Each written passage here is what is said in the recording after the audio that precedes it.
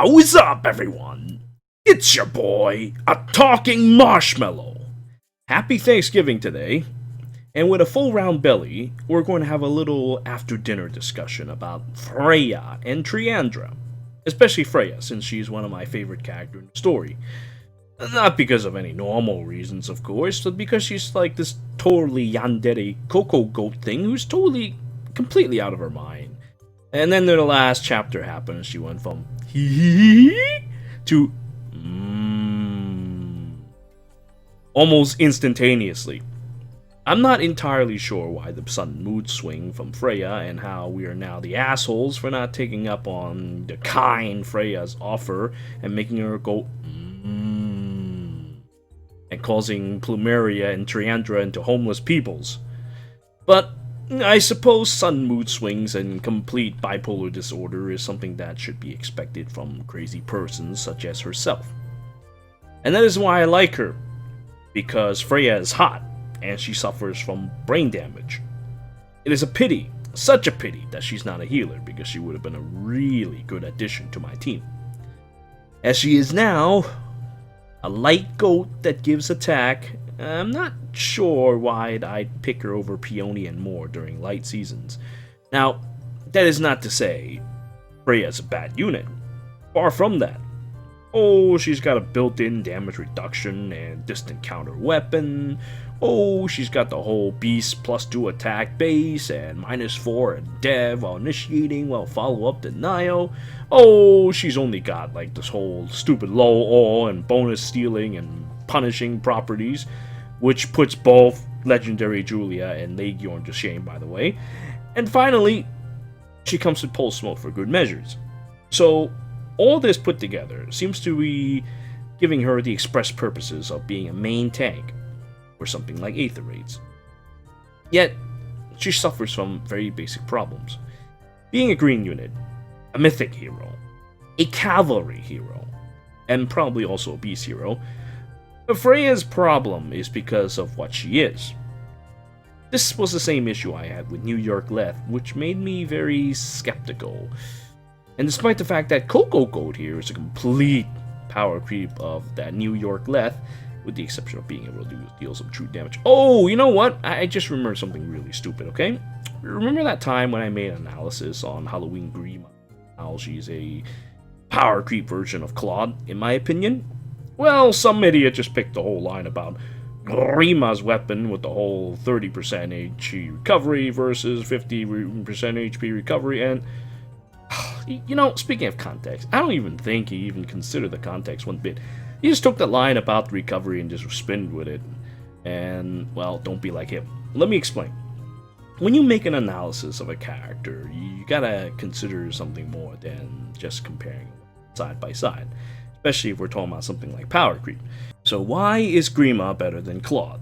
Well, that's because Grima has more than just her DC recovery weapon. Sure, yeah, if you compare Claude's thing with Grima, with his 5 to all stats and more recovery, and can't hit for range weapons, weaker stats, then yeah, of course they're different.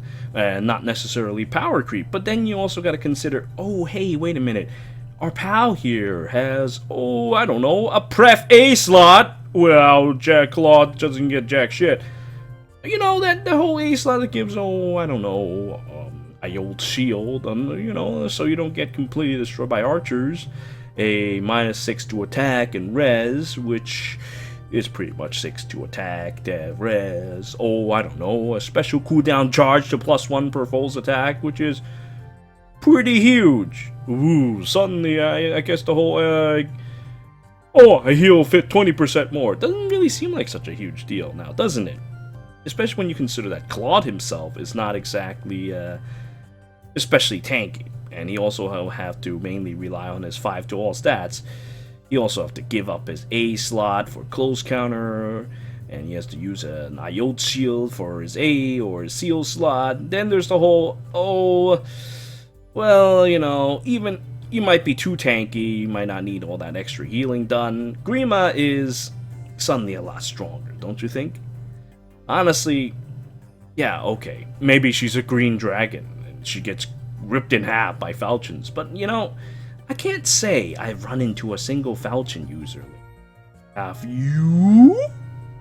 But look at me digressing like that. So let me just use that as a quick example though. So you could be like this idiot and say, oh yeah, Coco Goat here isn't so good in the player phase because New York Leth has the potential of 7 true damage. Potential. Based off of speed, so not a power creep, right? Well, I mean, if you're just thinking about the weapons, sure, why not? But consider this. Consider the generational base stat differences and the, oh, I don't know, the whole B slot that lulls all and steal bonuses. I'd say Freyja has a good case of being a better fighter than New York Leth, especially since she looks to have some crazy-ass speed as seen in the story. She's a strong all-around fighter, and can still be rather cruel on the player side of things, especially if the enemy has bonuses. Man, one day I swear they're going to have units that purposely give bonuses to enemies so they can fuck with them harder. And like I said, the potential for 7 true damage is really not that special. Nowadays, speed is getting crept over and over and over again.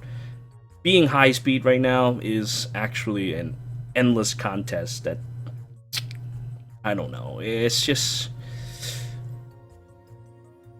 much harder to get speed-based bonuses. You really need to get some assistance when it comes to that. And being a player face unit, it's much harder to get such things. But anyway, despite all this, I mean, Freyja, I still can't quite favor her because, god damn it, mythic units are better as support units rather than main tanks or main fighters or whatever, because they can't get bonuses. They're literally just there to give their mythic bonuses and help you score better. And I mean, there's the fact that she's a Cav unit, so we'll have to cover that weakness somehow. And currently, Grandma Shield, Granny, is still not available as a seal. So I mean, there's also that whole lack of no follow-up, no counter, and whatnot. Despite her great strength, she can't really make full use of it unless future support units can produce these no follow-up effects as debuffs on enemies, like, you know how Guard does it. And that would do it. But until then, since she doesn't get to do these things, it really kills her as a unit to me.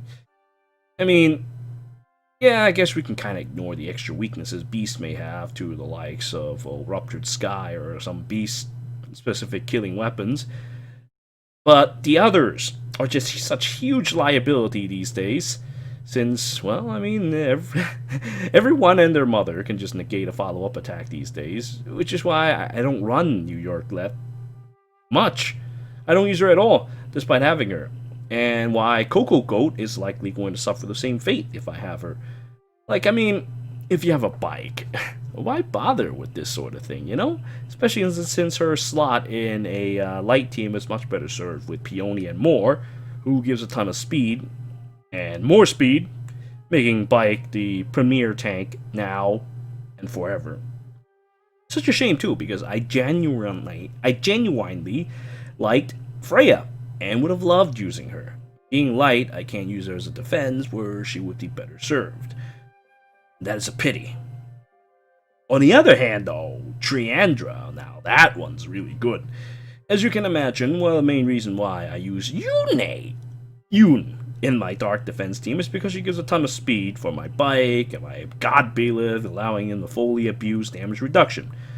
Well, the key weaknesses to this is that Yune is still just a green tome, and while I can shuffle her all over the place with aerobatics or sometimes screw over enemy units, she does get walled easily, especially by red units, and there's a limit to how unpredictable you can make your team with only just that bird flying around.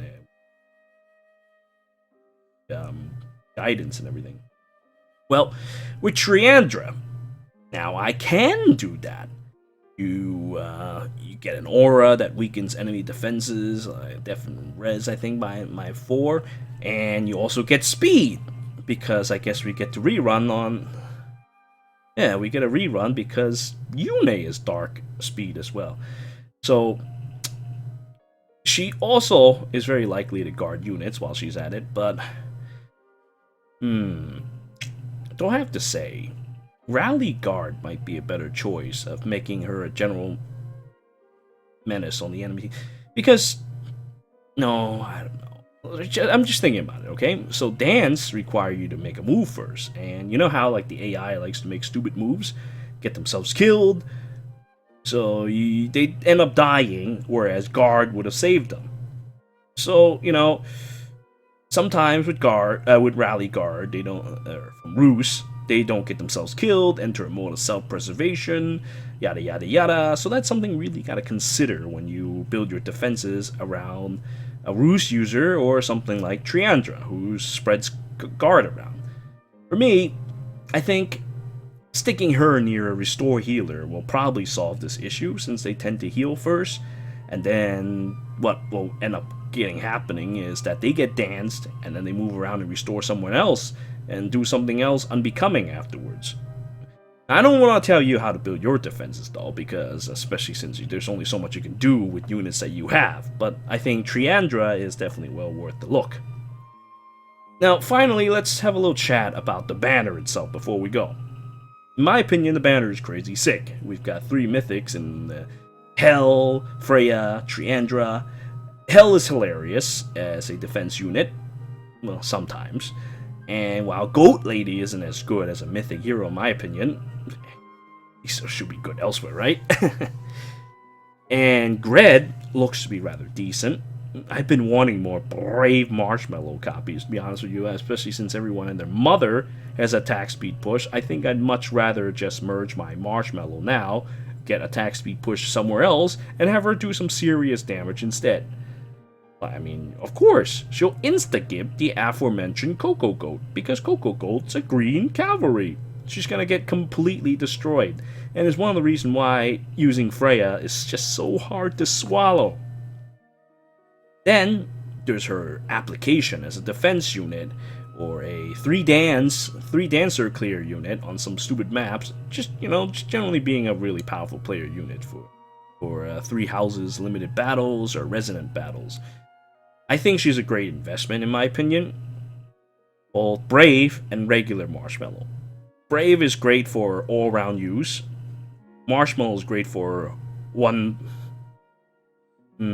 tome Marshmallow. She just does this whole thing where she blasts you in one hit and killing you. Unless you use, I guess you could use Special Spiral for her, but it's actually kind of strange. I actually like Brave Marshmallow a little bit more than regular Marshmallow, despite the fact that I'm a regular Marshmallow right now. I'm a huge fan of things that can go desperation whenever they please and spam a whole ton of damage. Also having a free B slot to do whatever the hell I want. Meanwhile, we have Eliwood, great for bonus doubler setups, but well, you gotta make sure you check the map before using him. If you have a good map where bonuses are not going to be an issue, then sure, use him. He's always gonna be a solid investment. So, Eliwood, all-around good unit. And then there is Soulless. Yeah, Soulless is pretty damn good. No real weaknesses and a speed-based heal. I think she's reliable, but, well, in my opinion, all that strong these days. Because power creep, well, we're gonna have to boost her stats somewhat, and if she does get a refined, though, that could be interesting. But for the time being, she doesn't really have any spice.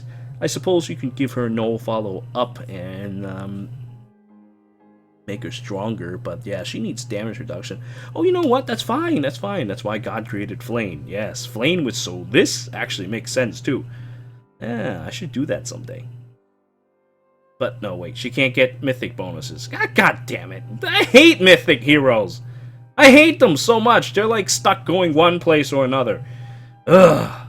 Anyway, Blue is hot. I mean, you've got the legendary Jura, who's especially cruel. Or you got a joint drive speed and ruse fodder, and I've already went off tangent about ruse and how useful it is. And Homeless Tiki. Okay, maybe the Homeless Tiki isn't that good these days, but the others are certainly worth looking at. Colorless, though. Colorless. That leaf is crazy sick, and I intend to put him to work if I get more of them. Of Borin has that shield nonsense, I guess, but really the biggest prize has to be Xian Hitler and his Deadeye. A capable archer with a quick charge will screw up all kinds of damage reduction setup, if we can get their attacks high enough. So, it's such a problem. So much so that I actually devised an entire plan to stop such things from happening and keep Bike healthy. So you can see that colorless is very much well worth your time here. But anyway, that's about it from the Talking Marshmallow. I thank you all for watching. Until next time. Mmm.